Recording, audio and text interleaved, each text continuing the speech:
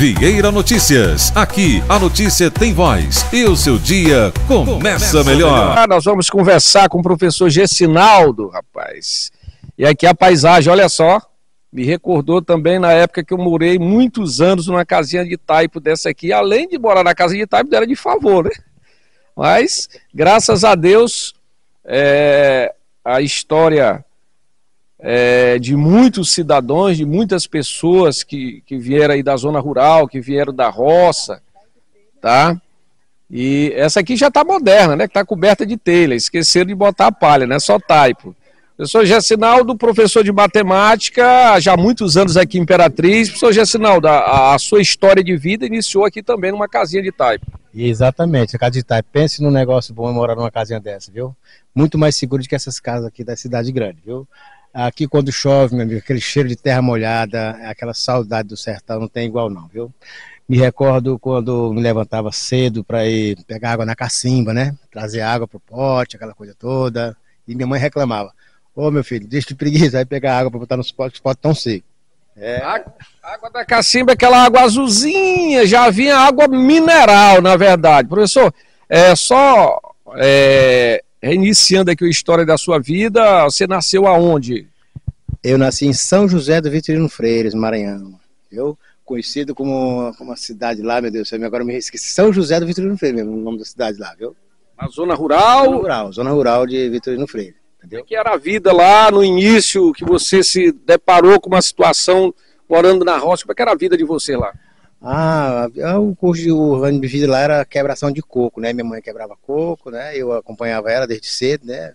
Ela corria muito de gado brabo, eu também, mas enfim, chegava em casa, tomava um banhozinho na cacimba, né? E casinha humilde como essa aqui, muitos filhos, sabe que mulher do interior não tem o que fazer, tem que fazer filho, né? Então é um total de 6, tá? Aliás 8, né? Eu era o mais novo da Reca, mas enfim, estamos aqui contando a história hoje. Infelizmente minha mãezinha se foi, mas quando eu olho para essa residência aqui, para essa paisagem aqui, bate uma saudade imensa do sertão, viu? Porque não tem coisa melhor que você morar no interiorzão não, viu? Onde o único barulho que você ouve são dos pássaros, tá? E dos animais que estão ali próximos. Professor, hoje as quebradeiras de coco, além de aproveitar o coco babaçu para fazer o óleo de coco, a casca do coco babaçu para fazer carvão, também aproveita também aquele anticaspa ali do coco, parece que é mesocarpa, o nome daquela massinha do coco lá, para fazer farinha. E antigamente como é que funcionava? Era só quebrava o coco para fazer azeite, tirar leite. Como é que aproveitava a casca também para fazer carvão? Com certeza, quando a minha mãe quebrava o coco, daí eu ajudava ela também, no final a gente juntava todas as cascas ali, fazia um buraco no chão, né, para fazer o carvão. O negócio não era fácil não, meu amigo. Aquela massinha lá entre o casca do coco, eu não sei bem o nome científico dela, mas ali a minha mãe chegou a fazer beiju, uma coisa assim, né, uma espécie de massa, uma espécie de beiju com aquela massa de coco, que inclusive muito nutritiva, viu? E os gongos, hein? Os gonguinhos lá, aquelas gordurinhas, aquilo ali era bom demais, frito. Professor, você recorda aí da época, quantos quilos de coco a sua mãe quebrava por dia, do coco babaçu? Porque o pessoal que trabalhava também quebrava o coco para vender, né? Para vender para fora para as pessoas que produziam azeite sem ser também na zona rural. Inclusive, quando a minha mãe não ia, né, pro mato quebrar os cocos, ela quebrava lá onde tinha um depósito lá, que chamava quebra de metade, né? Onde você quebrava lá, ela quebrava em massa, em média 12 quilos por dia, entendeu? Com minha ajuda, né? Eu quebrava lá 1,5 litro, aquela coisa toda durante o dia todo, mas enfim. Mais ou menos isso, né? Ela quebrava de 10 a 12 quilos e quando era de metade, infelizmente, né? Era a mesma produção, mas aí o ganho era bem menor. Chegou a acompanhar o processo do coco para se transformar, para fazer o azeite? Como é que a mãe fazia? Minha mãe sempre, quando ela ia fazer o azeite, ela colocava numa panela grande, uma panela de ferro que a gente tinha bem grande lá em casa, né? Ela botava no fogo e aquilo ali ia torrando até aquele óleo pretão, né, daquele azeite. Primeiro ela picava o coco, né, e colocava na panela para fazer o azeite. É uma produção bem demorada, bem perigosa, porque quem não tiver muita habilidade pode se queimar de forma grave. Agora, voltando para casa aqui de taipo, como era que era feito naquela época? Você lembra como é que as pessoas faziam essa parede, construíam uma casa, que aqui observa que ela está moderna, ela já está de telha. Só que naquela época era de palha mesmo. Ah, isso aí, para fazer isso aqui, eu participei muito, inclusive eu com meu pai, meus irmãos, né? Primeiro você faz um monte de estacas, né? Fica um monte de estacas e umas varetazinhas, que é para fazer tipo um molde, né? Chamava essas vigas de ferro hoje, a gente fazia, pegava uns esteios assim, fazia e amassava o barro todo ali e ia preenchendo e alisando com a mão até chegar ao topo lá, né? Fazer a divisão da janela, da porta e o processo era mais ou menos assim, bem trabalhoso, a gente ficava todo melado, mas era muito satisfatório no final do dia ver o resultado do trabalho feito. Depois da casa levantada aqui, aí o processo da cobertura, era coberta primeiro. Ah, meu amigo, aí tinha um procedimento que a gente ia cair no mato aí para tirar a palha do coqueiro, né? Tirava a palha do coqueiro, entrava num processo chamado de riscação, que era para riscar a palha, para poder dobrar essa palha, entendeu? Para em seguida botar ali, botar os cabos em cima do telhado ali, e aí fazer o processo de coberta que geralmente era feito por meio de, como se diz, multirão, né? A gente chamava a vizinhança, os amigos lá, aquele litinho de cachaça básico, né, que é para agilizar o serviço. Da zona rural, professor, você já saiu com quantos anos de lá, de idade? Ah, quando eu saí da zona rural eu tinha 17 para 18 anos de idade. Aí veio diretamente para Imperatriz? Diretamente para Imperatriz, e ainda hoje estou no mesmo lugar ainda. Falando em Imperatriz, você veio aqui para o bairro da Vilinha, né? Como é que era o bairro da Vilinha naquela época? Rapaz, quando eu cheguei aqui na Vilinha, só tinha mesmo aqui a rua chamada Rua do Arame, que era só uma varedazinha, entendeu? Com as grotas ali embaixo e alguns pingados de casinhas, né, de taipa, aqui pelo meio, realmente não tinha quase nada na Vilinha não, viu? Fui um dos primeiros habitantes aqui. Saiu da casa de taipa e chegou num bairro onde estava iniciando, que a carência era grande, que também existia muita casa de taipa aqui, né, no bairro da Vilinha. E como iniciou a carreira profissional? Depois dos 17 anos, sonhou ser professor de matemática, o que passou pela cabeça, o que levou por esse caminho da educação? Rapaz, na verdade, minha história como professor começou aqui na Escola São Jorge, entendeu? Eu era aluno do 9º ano e um professor que já tinha uma certa idade um pouco avançada, chamado Salvador. Salvador. Aí salvou o Gessinal. Aí salvou. Aí ele adoeceu, né, e estava sem professor para o 9º ano e a diretora, que era a nossa colega Zuleide ali, dizia que não, pode colocar o Gessinaldo que ele dá conta, que ele é bom de matemática, segundo ela, né. Eu sempre tive habilidade com o número aí, ficou. Até hoje sou professor, graças a Deus, e graças ao professor Salvador. Já tinha vocação da coisa, entendeu? E outra coisa, em relação à minha profissão, eu sempre havia prometido para minha mãe, porque a gente é no total de 8 filhos, 4 homens, 4 mulheres, e o único que tem formação sou eu, o único que tem estudos, os outros irmãos, infelizmente, não gostaram dessa carreira, entendeu? Então veio pelo mundo aí, mas, infelizmente, de toda a família, o único que tem diplomação e pós-graduação sou eu. Beleza, agora vamos embora para a nossa realidade. Professor de matemática hoje, o jovem tem assim eu costumo dizer que estão inquietos, não são todos. E a matemática precisa estar ali sentado, concentrado no que está fazendo, para poder aprender os cálculos, para aprender as equações do primeiro igual. Como é que está sendo hoje o professor de matemática trabalhar na sala de aula com os jovens de hoje? Infelizmente, o jovem de hoje não tem muito mais aquele afinco de estar estudando, de estar buscando, prestar atenção nas explicações do professor, mas isso eu digo que não chega a ser 100% culpa deles. Existem muitos aplicativos que, se você apontar o celular hoje, o aplicativo te dá a resolução do problema.